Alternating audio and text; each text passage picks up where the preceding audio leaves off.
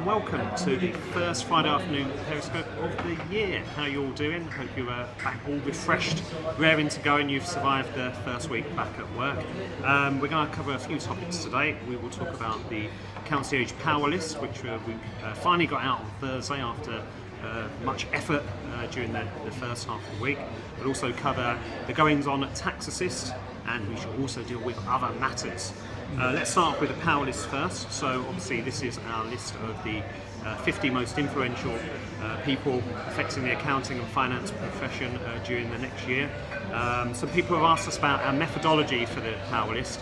Well, basically we pick who we think are going to be really important for the next 12 months, and that's it. And we do that among our editorial team, and some people will agree with that and some people won't. Let me run through some of the people that we've actually picked. So Lynn Homer, Chief Executive of HMRC, is number one in our list this year. That's because the introduction of digital tax accounts, so quarterly tax reporting, will happen imminently, and also the massive reorganisation of HMRC's offices, and as we can probably guess, cost cutting and loss of staff over the next 2 or 3 years, and that process is beginning now. And obviously with HMRC's background in managing big projects, you know, the profession's not really looking forward to all this going on. Obviously Lynn Homer was also made a Dame in the New Year's Honours list, which frustrated a few of the tax advisors, I think it's fair to say. So that's why she's number one on our list. Second is Sasha Romanovich, and Sasha is the CEO of Grant Thornton. She was second last year's list because obviously she was coming in to the role taken over from Scott Barnes of what had been a very successful 8-year period. Sasha is trying to push a shared enterprise model at Grant Thornton, really different way of doing business.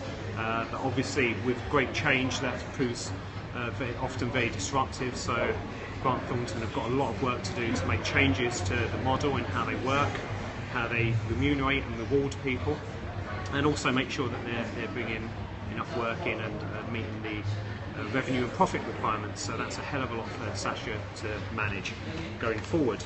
We've got a couple of more controversial additions to the list this year. Well, we've actually got Ben Affleck, the actor, back in the list. He was 39 last year. He's moved forward to number 20. And why have we got Ben Affleck in our list of accounting and finance experts? And the reason is The Accountant, the Warner film, will actually be released on the 7th of October, in which he's starring. So yeah, it's not Batman and versus Superman we're interested in this year with Ben Affleck. It's The Accountant. So it'll be interesting to see how that all plays out. Often we see lawyers kind of get quite a glamorous coverage in the media, in soaps and in films. So it'll be interesting to see whether Ben is as glamorous as an accountant as some of his legal contemporaries. We also have the Pope in the list. And again, you may be saying, why is the Pope in the list of accounting and finance professionals? Well, he has appointed an auditor to try and manage the Catholic Church's finances, and obviously be looking to see how that process pans out over the next 12 months. Moving on from the power list, we're also talking about TaxAssist's, and as you'll know, TaxAssist's is a massive franchise accounting operation in the UK. They changed their ownership model back in 2013, so half of the franchisees actually now have a stake in the business itself, which is very unusual.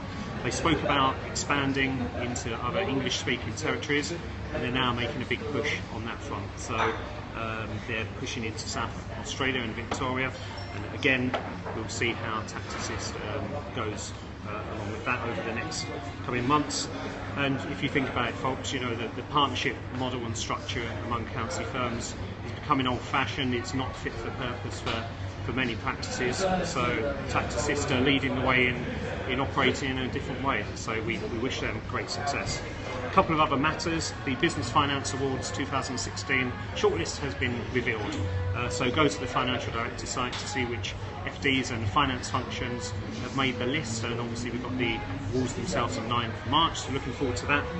Last but not least, we have a new reporter across Accountancy Age and Financial Director. So Fraser Simpson, who's one of the editorial luminaries contented. We've dragged him over onto the Accountancy Agent Financial Director team. Fraser will be covering tax matters for his sins.